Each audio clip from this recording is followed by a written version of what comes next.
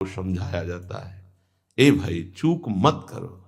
किसी से वैर थोड़ी है, द्वेष थोड़ी है।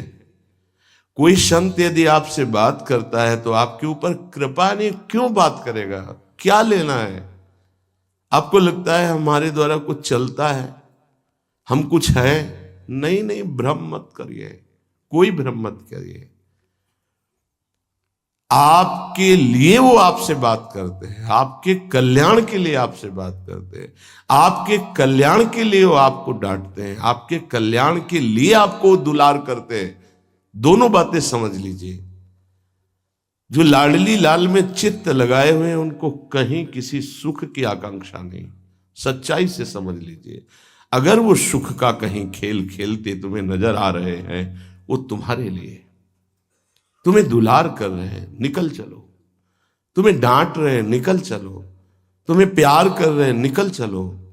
तुम्हारे मन को अपने प्यार में फांस करके श्री जी के चरणों में समर्पित कर देना, यही काम है। ये सब संतों का यही कार्य है। तुम्हारे संसार के प्यार में फैले हुए मन को समेटकर अपनी वाणी, अपने प्यार के बल से उसे प्रियालाल के चरणों में समर्पित कर देना। पर आपके अंदर ये चाह हो जाएगी, तभी आप उस प्यार को समेटने में सहयोग दे पाएंगे। मुझे अब इस ब्रह्मा के रचे हुए माया से मुक्त होना है। पर आप तो इन्हीं खिलौनों में राजी हैं, और जब इन खिलौनों से मन को हटाने की बात कही जाती है तो आपको बुरा लगता है। आपसे जिसे कहा जाता है कि अब आप ऐसे रहिए, मनोचिन्हारो नाय, तो आपको लगता है कि हमारे संबंधों में प्रहार कर रहे हैं। तुम्हारे संबंध जितने हैं इनका प्रहार पहले हो चुका है काल के द्वारा, तुम इनको नहीं रोक पाओगे। काल पहले ही काट चुका है सारे संबंध। बस तुम संबंध का राग लेकर के यहां से जाओगे, दुर्गति हो जाएगी। और संबंध को प्रियालाल के चरणों में समर्पित करके जाओगे तो सदगति हो जाएगी, अनुराग हो जाएगा। जो आसक्ति संसार के संबंधों में है, वही आसक्ति जब संत महापुरुषों से हो जाती तो मोक्ष का खुला हुआ द्वार, ये भगवान कपिल देव जी कहते हैं। आप अपना अधिकार अपने में मत रखिए, गुरुजनों को दे दीजिए। अब हमारे जीवन की बागडोर आपके हाथ में है, आप जिस दिशा में चाहें ले चलें। हमारा केवल आपकी आज्ञा पालन करना कर्तव्य। तो कह रहे कदापि चिन्मयादुपरि चेत स्पृहा रोहिणे। यदि तुम्हें इस चेतन अचेतन जगत से मुक्त होने की इच्छा जागृत हो गई है तो पहला, स्नेह का संबंध किसी से मत रखिए। स्नेह का संबंध केवल प्रियालाल से रखिए। वही स्नेह जो माता में, जो पिता में, जो भाई में, जो बंधु में, पत्नी में, पुत्र में, वही स्नेह प्रियालाल को चाहिए। आप और सब कुछ दो, भगवत प्राप्ति नहीं होगी। ये स्नेह दे दो तो भगवत प्राप्ति पक्की हो जाएगी। सबसे स्नेह करो श्यामा श्याम के संबंध से। हमारा स्नेह का संबंध श्यामा श्याम से, श्यामा श्याम के संबंध से स्नेह कोई फर्क नहीं पड़ेगा। पर आपको अभी ये कला नहीं आती है। आप जब तक एक बार समस्त संबंधों के स्नेह को बटोर कर प्रियालाल के चरणों में समर्पित नहीं कर देते, तब तक आपको लगेगा, वाणी से बोलोगे कि सब भगवत भाव से ही, लेकिन पूरा राग यही है, ये हमारे अमुक है, हमारे अमुक है। इसलिए इस रहस्य को समझो, पहले हटो, फिर जब वो राग अनुराग में बदल जाता है तो फिर पूरे विश्व से प्यार करो, कोई फर्क नहीं पड़ेगा। सब जीवन सो प्रीति रीति निवाहत आपनी, क्योंकि वो रीति जानता है। हमारी रीति श्यामा श्याम के संबंध से ही सबको मानना। एकांत की रति विधान करो, शब्दों को समझिए। एकांत की रति विधान करो, अर्थात हमारे हृदय देश में केवल इष्ट और गुरुदेव के सिवा किसी से प्रीति नहीं। पर बहुत इस बात से हम कमजोर हैं।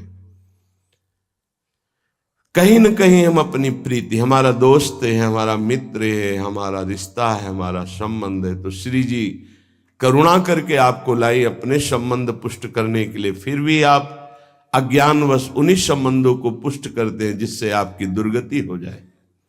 जो आपके अरे एक हिरण के बच्चा के संबंध ने एक जन्म नष्ट कर दिया, फिर और किसकी बात करें। इसलिए एकांत की रति विधान करो। एकांत की आपकी रति हो चुकी है, इसका परिचय आपके सामने भारी विपत्ति आई, मन केवल श्री जी में, भारी संपत्ति सुख संपदा केवल श्री जी में मन, यह है एकांत की रति। अब उसको कोई विचलित नहीं कर सकता। जहां विषयी जन रहते हैं, विषयी जन संभाषण करते हैं, उस स्थान में, उस भीड़ में, उन लोगों के बीच में अरुचि हो जाना। रतिम मदन मोहने विदधताम तदेकांतिकीम। एकांत की भक्ति, विरति, जन समुदाय, प्रपंच भाषण करने वाले, इनसे संबंध नहीं। ना संतु जनतापने प्रतिवसंतु वृंदावने। जनता अर्थात केवल विषय प्रपंच की वार्ता करने वाले, तापने, हृदय में ताप पैदा हो उनके संग नहीं, मुझे संग नहीं।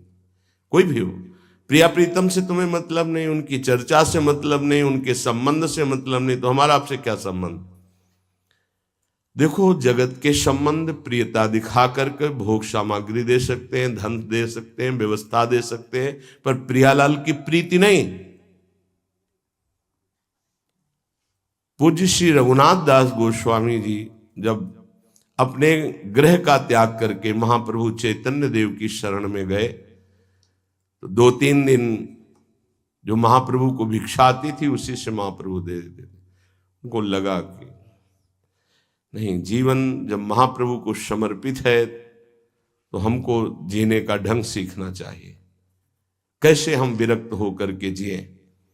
इतने में घर से भेजे हुए बहुत से सेवक, रुपया, सामग्री, रसोईया सब आ गया, क्योंकि बहुत बड़े धनी थे उनके पिताजी, और पिता के भाई दोनों के बीच में एक लाड़िले पुत्र थे पूज्य श्री रघुनाथ दास गोस्वामी, जिनकी समाधि राधा कुंड में विराजमान है।